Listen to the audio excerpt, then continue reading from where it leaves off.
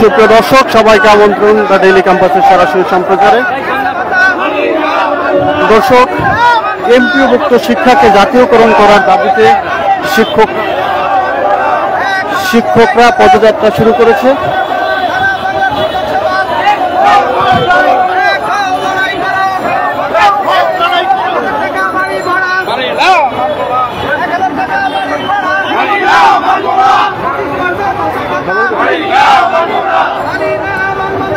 আসসালামু আলাইকুম। সম্মানিত সারা বাংলাদেশ থেকে যারা দেখছেন সবাইকে আন্তরিক শুভেচ্ছা এবং অভিনন্দন জানাচ্ছি। আপনারা জানেন আমরা এমপিভুক্ত প্রতিষ্ঠানের শিক্ষক কর্মচারী রয়েছি। আমাদের এমপিভুক্ত প্রতিষ্ঠানের সাথে সরকারি প্রতিষ্ঠানের অনেক বৈষম্য রয়েছে। আমাদের শিক্ষার্থীদের ব্যয় অনেক বেশি, আমাদের এমপিভুক্ত প্রতিষ্ঠানের শিক্ষার্থীদের ব্যয় অনেক বেশি, পক্ষান্তরে সরকারি স্কুলের শিক্ষার্থীদের ব্যয় অনেক কম। তাহলে এই শিক্ষার্থীদের ব্যয় কমিয়ে এমপিভুক্ত প্রতিষ্ঠানে যাতে সবাই সহজে লেখাপড়া করতে পারে সেজন্য এমপিভুক্ত শিক্ষা প্রতিষ্ঠান অবশ্যই চাকরি করতে হবে।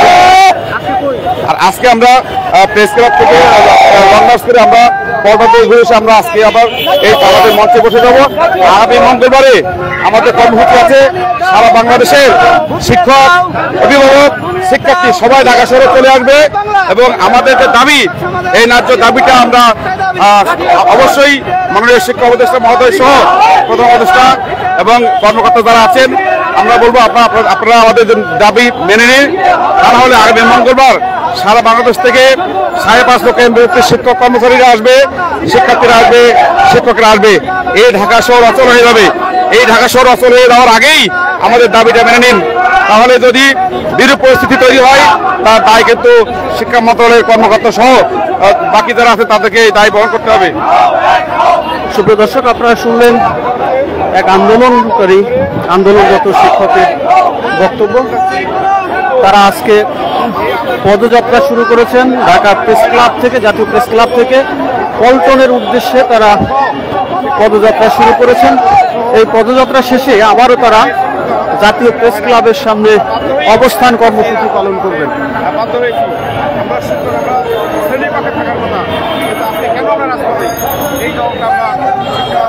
দর্শক, আপনারা জানেন এই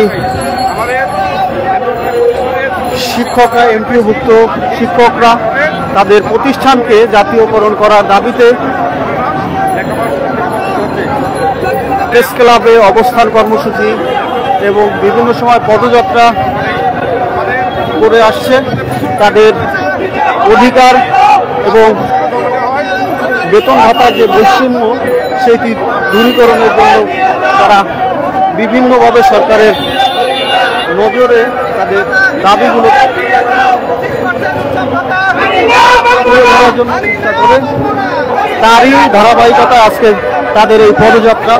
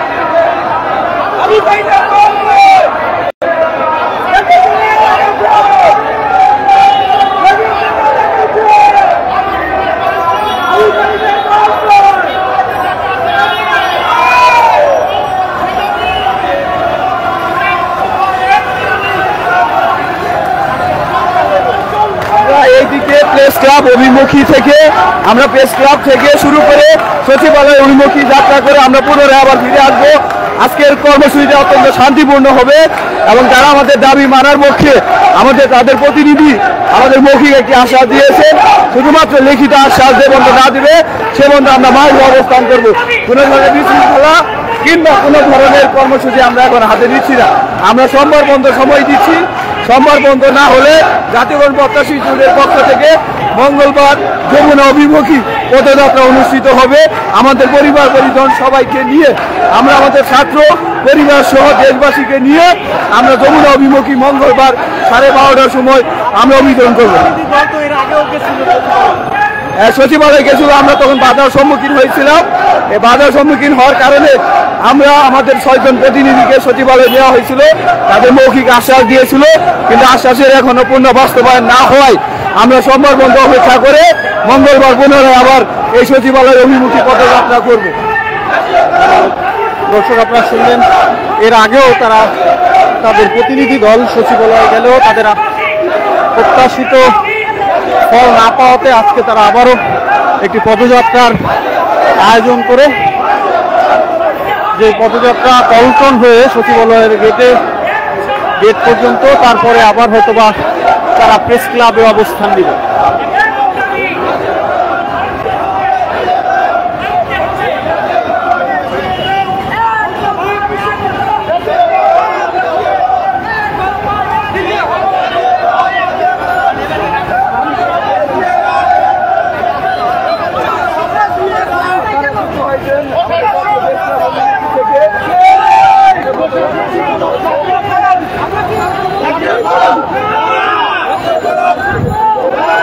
দর্শক, আপনারা জানেন এমপিওভুক্তের শিক্ষকরা তাদের শিক্ষা প্রতিষ্ঠানকে জাতীয়করণ করার দাবিতে